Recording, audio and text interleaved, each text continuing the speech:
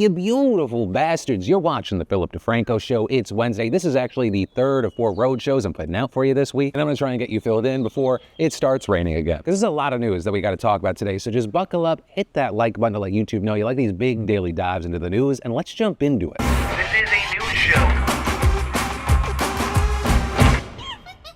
We gotta talk about this hero mom, Adriana Alvarez, and her 18-year-old daughter, Lex. Right, because we just got footage of her saving her daughter from being abducted.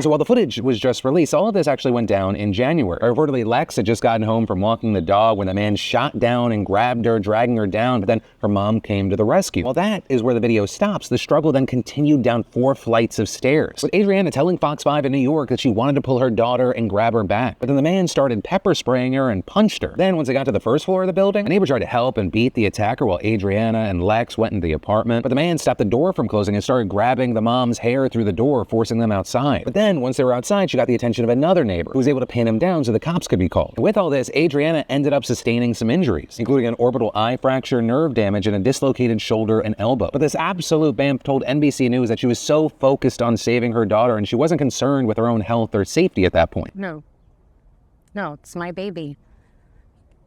Can't take her. Yeah, I just had angels by my side. I'm just so grateful and so thankful just to have her back. And as far as who the hell this guy was that was attempting to abduct Lex, he's been identified as 25-year-old George Vasilou, Lex's former co-worker. And he's since been charged with attempted kidnapping, assault, weapon possession, unlawful possession of noxious matter, harassment, and violating an order of protection. Though with that, he pleaded not guilty. And getting some more background here, the mom told the New York Post that while her daughter worked with George at a supermarket, they were friendly until things started getting weird and he'd just stare at her and he eventually asked her out. And then when she rejected him, he quit his job and he just started stalking her. So they had to file a restraining order because there were 2 other times when he tried to grab her, with officers also confirming those incidents to the Post and telling the outlet that ahead of the attempted kidnapping caught on camera, George rented a car and parked it outside of the building with rope, sleeping pills, and tampons found inside, which just adds to how utterly horrifying and disturbing all this is, as well as making her mom and all those neighbors that helped even bigger heroes. So yeah, while the footage and the specifics are just overwhelming here, this is unfortunately yet another story that highlights just how scary the world can be for women, especially for women who just tell men no. But also, on the positive side, it does showcase the good in people when they're called upon in a situation to help. But unfortunately, that is the closest thing we have to a silver lining with this story. And then, for possibly our most polarizing story today, we have a guest host, me, from over the weekend. So this next story begins with a man just sitting in front of a computer when he stumbled into a war he was not prepared to fight. Right, and to set the scene for you, it's summer 2022, bombs are falling on Ukraine, and right across the border are guys just trying to do his job, because he's a biologist at the Polish Academy of Sciences, a state-run institution that does many things, but one of them is to maintain a national database of invasive alien species. And according to our guy, the first 1,786 entries in the database elicited no objections. But then when he entered invasive alien species number 1,787, it provoked an uproar he could have never expected. Felis catus, otherwise more commonly known as the common house cat, which as it turns out is alien to nearly every ecosystem it inhabits on Earth. But for hundreds of millions of cat lovers in Poland and the rest of the world, their feline friends are the furthest thing from alien. Right? These beloved creatures are inside of our homes, and by our I mean your homes, which is not to say I don't love cats. I love cats, other people's cats, and then I love coming home to my cat-free house. But this biologist and the academy that he works for, they get absolutely trampled by defensive cat owners, accusing him of wanting to euthanize their pets, which to be fair, wasn't helped by him admitting that he is a dog owner himself, though he has nothing against cats. This even leading to a local TV broadcaster bringing him on to debate the author of a book titled The Happy Cat, who argues that all the anti-cat hatred just distracts from the bigger drivers of biodiversity loss, human-caused pollution and urban construction, and alleging that the real invasive alien species is humankind itself, to which we saw the biologist push back with data of his own, pointing out that cats kill about 140 million birds each year just in Poland. And his academy defended itself too, with a statement on its website arguing that its classification is in line with the European Union guidelines and stressing that it's, quote, opposed to any cruelty towards animals, as well as clarifying that all it's recommending is that for cat owners to limit the time their pets spend outdoors during bird breeding season. But the reason we're talking about this isn't because I thought it was just a fun story about Poland, but because this story beautifully captures the ongoing global clash between the love for cats and our love for the earth. Or because us and cats, we go way back, some 10,000 years in fact, which is when we think that humans first domesticated them. And since then, they've occupied a central place in our cultures, from the ancient Egyptians, well known unknown reverence for the felines immortalized in the Sphinx, to the modern American obsession with them, exemplified by the millions of cute internet videos and funny memes. But despite their symbiotic relationship with humans, these motherfuckers are downright genocidal, right? They will eat just about anything they can catch in their little murder mittens. Rodents, insects, birds, reptiles, even amphibians. And a study published in December estimated that worldwide outdoor cats eat more than 2,000 different species. And that includes at least 347 that are of conservation concern, as well as at least 11 that have since gone extinct. And that presumably doesn't count the animals that cats kill without eating. So in the author's words, all that carnage puts cats, quote, amongst the most problematic invasive species in the world. But it's for precisely that reason that valiant cat loyalists roll out their counter-argument. Cats are actually humanity's first line of defense against one of the four horsemen of the apocalypse: disease. With the idea there being that they keep rodent populations under control. And definitely, many people think that human hostility towards cats during the Middle Ages specifically may have contributed to the spread of the Black Death, as opposed to now, where you can kind of just walk into any New York deli and find a cat skulking around the shelves keeping pests away. But that also ignores a couple of important facts. Like first, cats themselves can carry disease, including ones that they pick up from their prey. In fact, just in February, a man was diagnosed with the bubonic plague. And yes, I'm talking about the same disease that wiped out up to about half of medieval Europe. And officials said that he was probably infected by his pet cat, which, unlike him, didn't survive. But also second, the trope that cats are master rat hunters, it's actually a myth, right? It turns out that research has shown that they rarely attack the rodents, with the two species more often just avoiding each other. And that most likely because of the exceptional size and ferocity of city rats. Because if you didn't know, New York's brown rats, for example, can weigh 10 times as much as the average mouse. Plus, they're well adapted to urban ecosystems, they've coexisted with feral cats for centuries, and they can defend themselves in a pinch. So when given the choice between those beasts and smaller, easier prey like birds, cats usually opt for the latter. And actually in 2013, a study estimated that cats kill between 1 and 4 billion birds a year just in the United States, as well as between 6 and 22 billion mammals. So to be fair, cats are great for deterring rodents from entering specific locations by leaving their pheromones everywhere. But that's also different than actually getting rid of them, as one study's author explains, saying, people see fewer rats and assume it's because the cats have killed them, whereas it's actually due to the rats changing their behavior. The results of our study suggest the benefits of releasing cats are far outweighed by the risks to wildlife. Also, regardless of their effectiveness, some argue that using feral cats as pest control is inhumane. Because as many of y'all know, life on those streets, it's not easy when you're a pussy.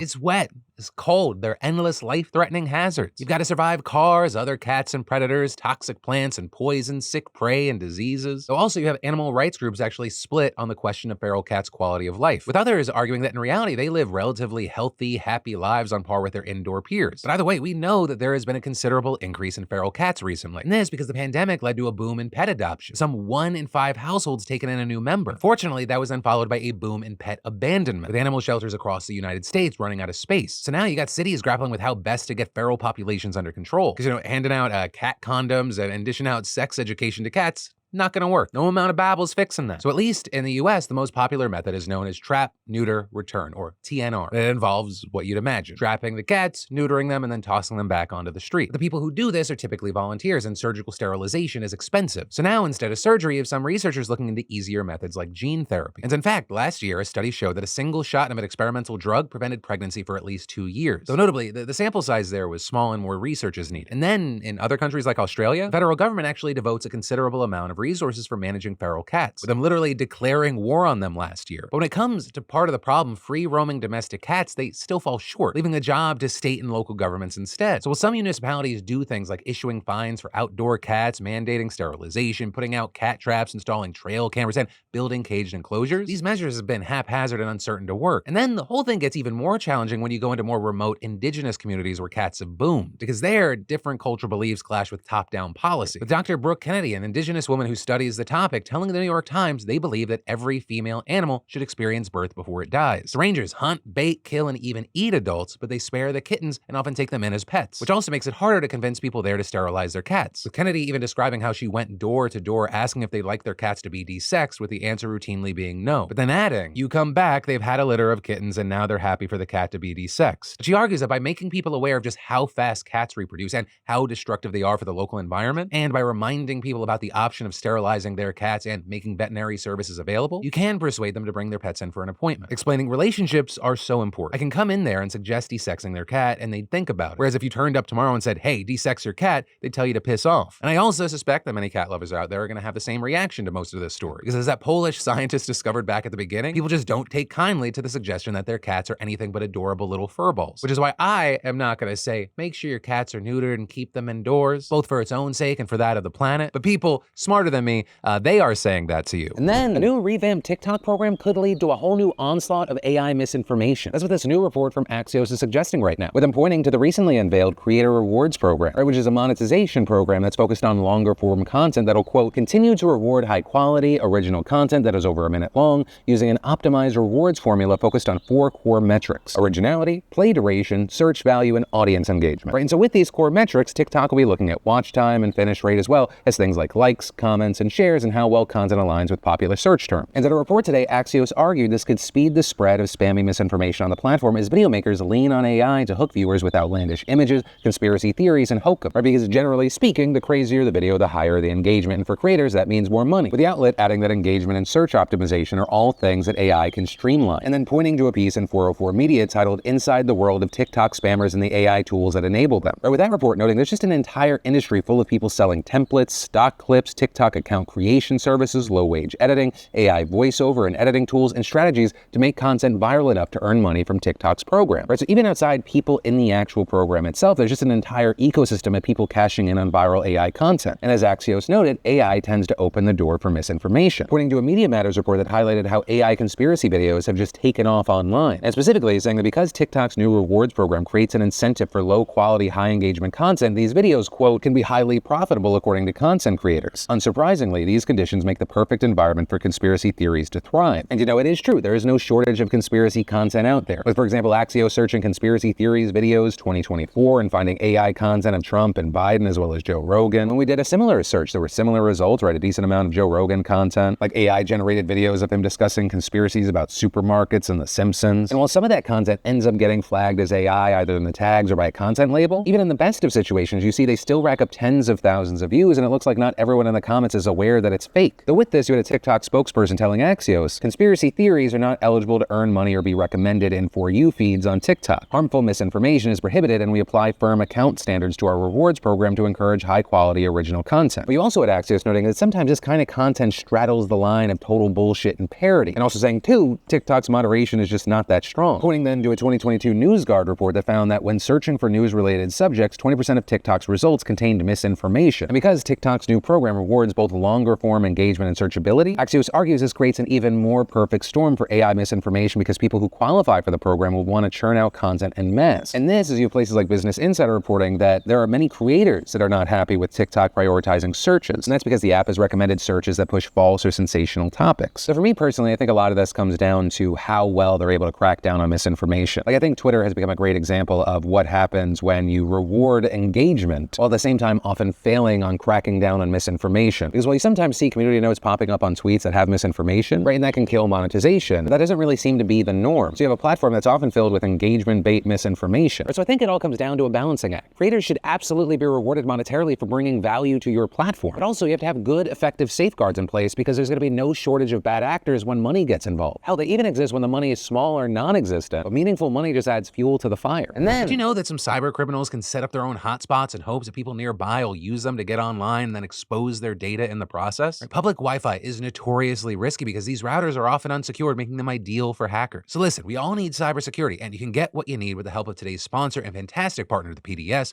NordVPN, or more directly, nordvpn.com/Phil. You know, there are so many benefits to using a VPN, hiding your IP address, and protecting your data from hackers. For one, hiding your IP address can limit the threat of doxing, cyber attacks, and online harassment. With NordVPN enabled on your device, all the data that flows between that device and the VPN server is encrypted. So even if a hacker manages to intercept your data, all they have access to is a meaningless code. When the encrypted data reaches its destination, the VPN server or your device, it's unencrypted. So y'all, it's time to protect yourself and fight back against hackers. Just go to nordvpn.com/Phil to get a huge discount on a 2-year plan plus an additional 4 months free. It's nordvpn.com/Phil, the best deal on the internet, and it's risk-free with Nord's 30-day money-back guarantee. and then we've got to talk about the wild bombshell, backlash, and backtrack we've seen with NBC News over the last 5 days. Because if you didn't hear, on Friday, the network announced that it was hiring Ronna McDaniel, the former chair of the Republican National Committee, as a paid contributor. And this after she, quote, stepped down from her post at the RNC earlier this month. And I say stepped down like that because it's pretty clear that she was pushed out to make more room for hardcore Trump loyalists. And so apparently NBC thought she'd make a great voice to represent the Republican perspective on national politics going into the election season. But then everything fell apart on Sunday when she went on NBC's Meet the Press for an interview, because the host, Kristen Welker, absolutely made her squirm, confronting McDaniel with past statements of hers saying that the election was rigged and Joe Biden wasn't elected fairly, as well as bringing up a November 2020 call in which she and Donald Trump reportedly urged GOP canvassers in Michigan not to certify the election results. But to most of this, McDaniel answered the questions like a politician, dodging and hedging, saying one thing, then giving credence to something else. Like, for example, when she admitted that Biden was fairly elected, but repeatedly stressed that there were big issues with the election. Because I do think it's fair to say there were problems in 2020. And to say that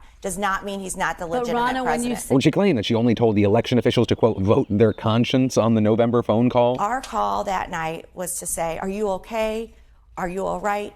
Vote your conscience. Or when she condemned January 6th, but argued other issues like immigration and crime are more important. I don't think there's any choice but to vote for the Republican, even though you may have disagreements. And so after all of that, McDaniel left and Welker turned to a panel of journalists, including Chuck Todd, NBC's chief political analyst. And he did not hold back. This man let the missiles fly straight for his own employer. I think our bosses owe you an apology for putting you in this situation, because I don't know what to believe. She is now a paid contributor by NBC News. So I have no idea whether any answer she gave to you was because she didn't want to mess up her contract. She has credibility issues that she still has to deal with. Yeah. Is she speaking for herself, or is she speaking on behalf of who's paying her? And look, there's a reason why there's a lot of journalists at NBC News uncomfortable with this, because many of our professional dealings with the RNC over the last 6 years have been met with gaslighting. Have been met with character assassination. With Chuck Todd adding that it would be more acceptable if she was brought on as a technical advisor to the RNC, or if she was vetted first by journalists within the network to see if she brings any actual value to the table. With then the other panelists just absolutely ripping into McDaniel's credibility. I know that she habitually lied. She habitually joined Trump in attacking the press, members of the press, including this network, in a way that put journalists at risk, in danger. She not only presided, but drove the QAnonization of the Republican Party during her tenure. With also other big names at MSNBC like Joe Scarborough, Joy Reid, and Rachel Maddow also directly calling out their employer for bringing on McDaniel. You wouldn't hire a pickpocket to work as a TSA screener. And so I find the decision to put her on the payroll inexplicable. And all of that bringing us to yesterday, where NBC ultimately buckled, dropping McDaniel as a contributor, saying in a memo, no organization, particularly a newsroom, can succeed unless it is cohesive and aligned. Over the last few days, it has become clear that this appointment undermines that goal. And so now, reportedly, McDaniel is getting a lawyer to deal with contractual issues. Though the fallout from this stretches even beyond NBC, with the Hollywood Reporter now revealing that CAA, the talent agency that got her the gig in the first place, has now also dropped her as well. And so while we wait to see how the rest of this plays out, I gotta pass the question off to you. What are your thoughts here? Whether it be with the McDaniel situation specifically, and or the general dilemma that seems to be playing out, where there's a desire to have a diversity of perspectives included, while also not platforming bad actors, right? Crazy people, election deniers. And then we've got to talk about this absolutely huge news around abortion access and the Supreme Court. Because just yesterday, the Supreme Court heard oral arguments in an incredibly consequential case that could totally upend access to abortion. And this will sound familiar to some, but just to give you the TLDR if you missed those shows, a group of anti-abortion doctors filed a lawsuit claiming that the FDA failed to properly consider safety concerns when it approved the first of 2 pills taken for a medical abortion. And this, despite the fact that the drug was approved more than 2 decades ago, has been authorized in dozens of other countries, and has repeatedly been proven by research to be safe and effective. And after a ton of legal back and forth, the Supreme Court agreed to take up the case. But the key thing here, the court said that it wouldn't consider challenges to the FDA's approval of the abortion pill over 20 years ago. Instead, it would just look at a number of more recent FDA actions, like allowing providers to prescribe one of the drugs used in medication abortion virtually and send the pill by mail. But still, those efforts have had an enormous impact on access, and limiting them would drastically cut it. Right, literally just last week, the Guttmacher Institute published a new report that found that medication abortions, they increased massively since Roe was overturned, with it making up nearly 2 out of every 3 abortions in 2023, with that being not only a huge jump from 2020, when just over half of all abortions were done via medication, it's also the single highest figure on record since the FDA approved the pill over 2 decades ago. And the report specifically pointing to the FDA's more recent changes as a driving factor here. But here's the thing, with many worried that this would go the same way as Roe, a majority of the justices signaled yesterday that they are skeptical of the effort to limit access, with many of the justices questioning why anti-abortion doctors have legal ground and standing to bring a lawsuit challenging federal regulation, right, if they have shown they actually suffered real concrete harm from the abortion pill being made widely available. And very significantly, that included some staunch conservatives like Justice Neil Gorsuch. We issue, and we say over and over again, provide a remedy sufficient to address the plaintiff's asserted injuries. And this case seems like a prime example of turning what could be a small lawsuit into a nationwide legislative assembly on on an FDA rule or any other federal government action. That was also echoed by other judges who took issue with one of the main arguments made by the anti-abortion doctors. Right, a big crux of their whole case here is their claim that caring for patients who have taken abortion pills goes against their own personal moral beliefs. But with that, we saw Justice Ketanji Brown Jackson poking a huge hole in that argument. Well, the obvious common sense remedy would be to provide them with an exemption, that they don't have to participate in this procedure. And you say, and you said here several times, that federal law already gives them that.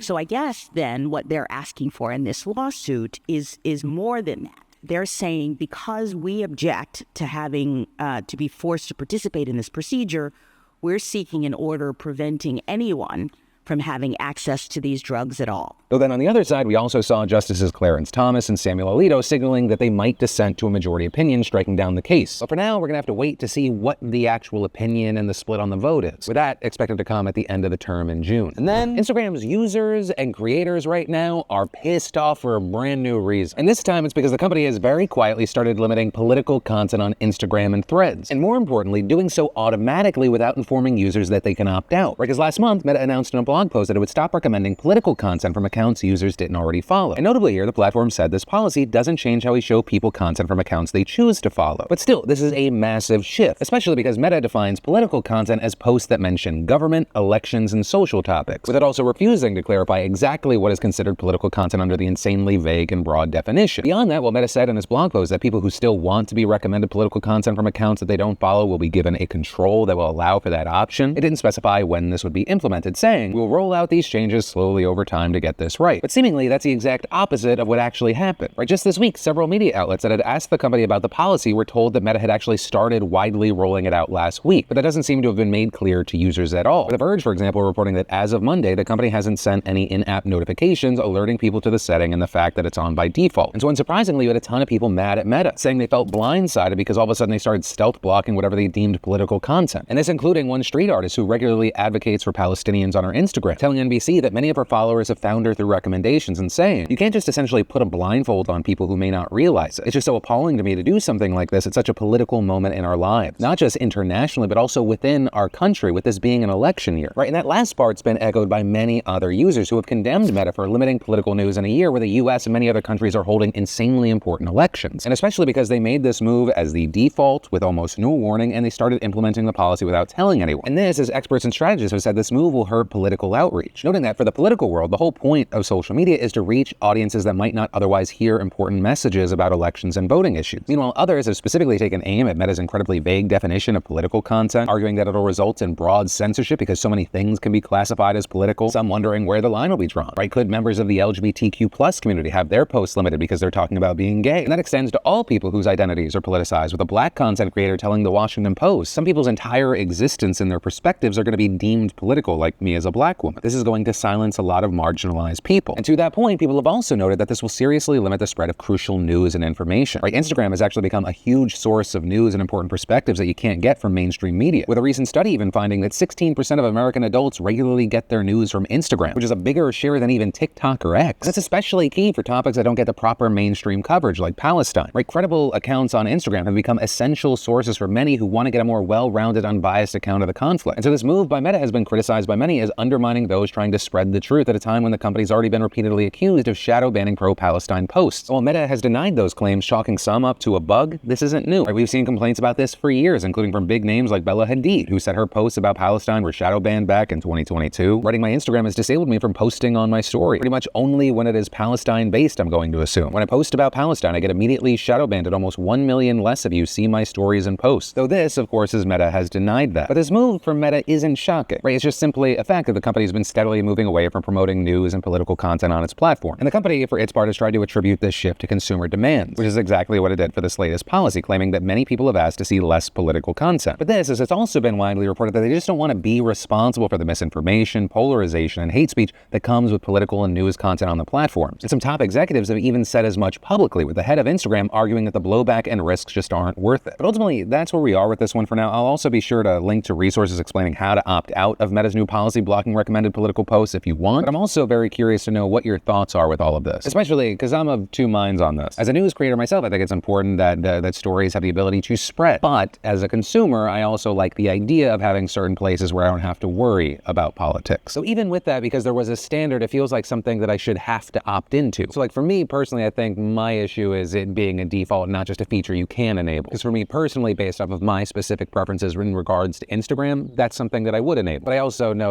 my situation's unique. That's my personal preference. And of course, whether you agree or you disagree with me, I'd love to hear from you. And then Donald Trump just got several $billions richer. And that's because Trump Media and Technology Group, which owns his social media platform Truth Social, went public yesterday, meaning now that anyone with enough money can buy and sell shares in the company on the NASDAQ stock exchange. And as soon as trading opened, these stocks surged all the way up to a valuation of nearly $11 billion, with it then swinging up and down, even leading the exchange to halt trading due to volatility, then settling on around $9 billion as of recording this. So that's also likely to change by the time that you're watching this. And by all accounts, this makes Trump Media and Technology Group kind of a meme stock, right? As you have many saying the numbers just don't make sense, right? One, a lot of people don't actually use Truth Social, with them only having 494,000 monthly active US users on iOS and Android combined in February, which also meant that its monthly active users dropped 51% year over year in February. And in the first 9 months of last year, Trump Media's revenue totaled a puny $3.4 million. Or from another angle, it lost $49 million. And to make some comparisons, Twitter had 75 million monthly active US users and Facebook had 142 million. And Reddit made 160 times more money than Trump Media did. Yet its value was little more than a half of Trump Media's peak when it went public last week, which is why you have many saying this is essentially a meme stock right now, with a finance professor who studies initial public offerings having said the stock is pretty much divorced from the actual performance of the company. But regardless of why the stock is so high, for Donald Trump, this is fantastic for him. He owns 79 million shares in the company, which were worth nearly $5 billion when trading halted yesterday. Though also, a key thing, he's gonna have to hope that things stay rosy for a while, because there's lockup restrictions that likely prevent him from selling those shares or